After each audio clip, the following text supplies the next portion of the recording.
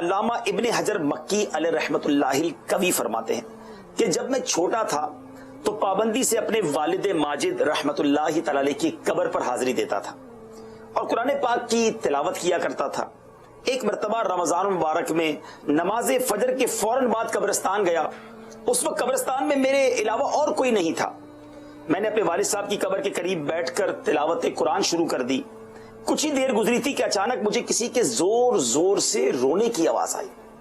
یہ آواز ایک قبر سے آ رہی تھی۔ میں گھبرا گیا اور تلاوت چھوڑ کر قبر کی طرف دیکھنے لگا۔ ایسا لگتا تھا کہ جیسے قبر کے اندر کسی کو عذاب دیا جا رہا ہے۔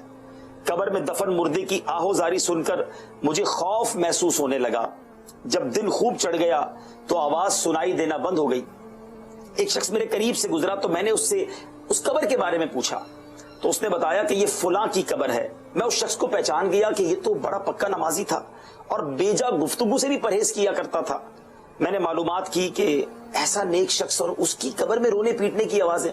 بہرحال معلوم کرتے ہوئے جب اور تھوڑا سا ڈیپ میں گیا، معلومات اور کی، اس کے کام کاج کے بارے میں پوچھا تو پتا چلا کہ وہ شخص سود خور تھا۔ شاید اسی وجہ سے اسے قبر میں عذاب ہو رہا تھا۔ اللہ اکبر، اللہ اکبر۔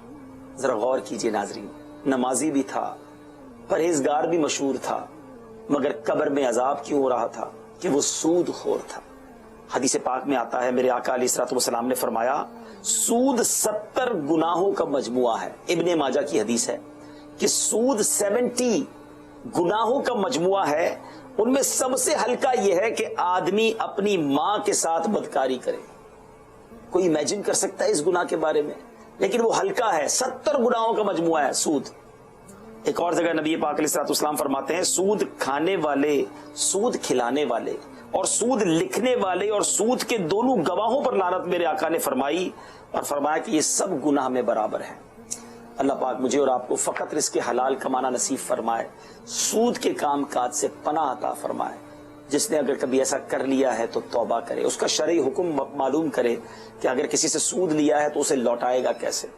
توبہ کرنا بہت ضروری ہے۔ بہرحال اللہ کریم مجھے اور آپ کو ہمیشہ حرام سے بچ کر حلال کمانا نصیب فرمائے۔ مدنی چینل دیکھتے رہیے، اس طرح کی باتیں بار بار سنیں گے، سیکھیں گے تو تربیت بھی ہوگی اور توبہ کرنے کا بھی ذہن بنے گا۔